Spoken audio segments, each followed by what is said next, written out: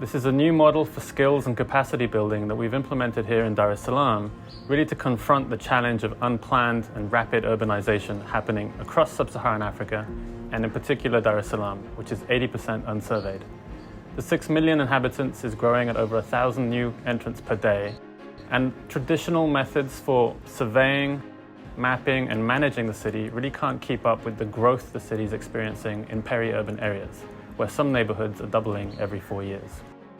So we've been looking for a new approach that allows us to go digital and to scale quickly and affordably, based primarily on using local people and local devices.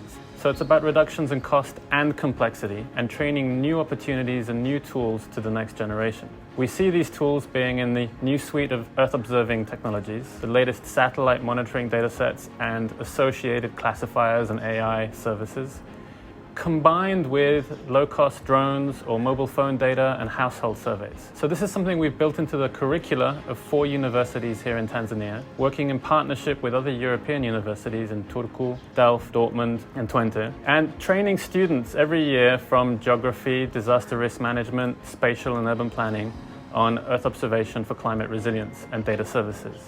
But not just the training, really the key here is also the practicals.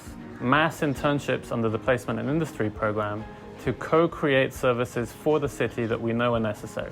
Some examples really have been to calibrate and enhance the flood forecast and flood risk models of the city, where there's very little historical data on hydrology, but also flood impacts.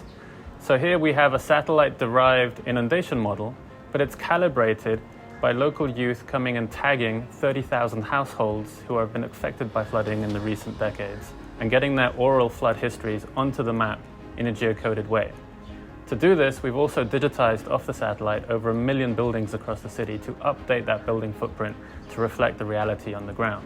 In this way, we are combining in situ knowledge collected by mobile data through students with the expert model created through traditional hydrological tools. But this can help us go further in the event of flood damage assessment, where we respond quickly to an event. We can mobilize these communities to have the flood impacts collected from the households and placed on the map. We've also been able to apply this to longer-term flood drainage.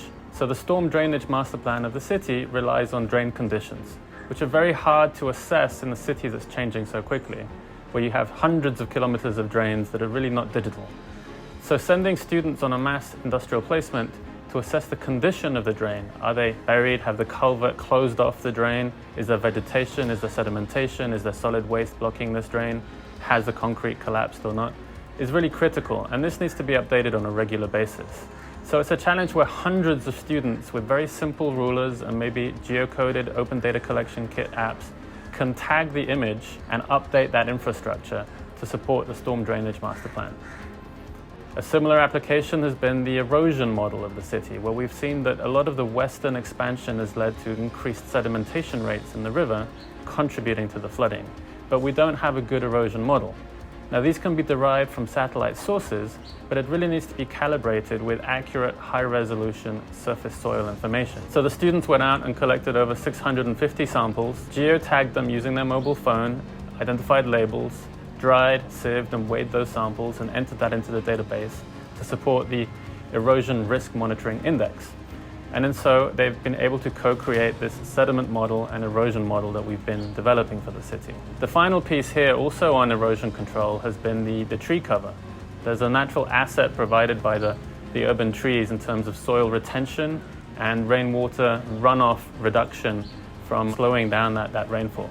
So mapping the existing canopy of trees in the city and what those trees are, actually getting to the tree trunks and identifying them, has been really critical to help manage, maintain and model the effect of these trees in the mid-basin and upper basin, and help us plan for an upper basin restoration program in the future. So in this way, the Resilience Academy is teaching both the new technology skills, but also the real-world problems and how to overcome them by working together in applied research, in mass internship, and also in direct services for local city government. So throughout the process, the students gain valuable skills and insights, as well as relationships with the city.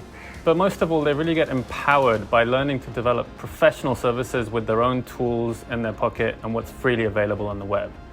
But let's hear it from them. Most of the area which have been affected by the flood have not been mapped. This data you give to us will be helpful especially for the production of maps. We are able to identify the challenges which face the communities. I use this GPS receiver so as to getting information about tourism activities, and also will help even the community to understand their area and how they can get services and where. My interest is data science. I love data, I love information. Now they get to apply what they learn in actually real life, and it's a very good feeling when you see that you have made an impact to the society.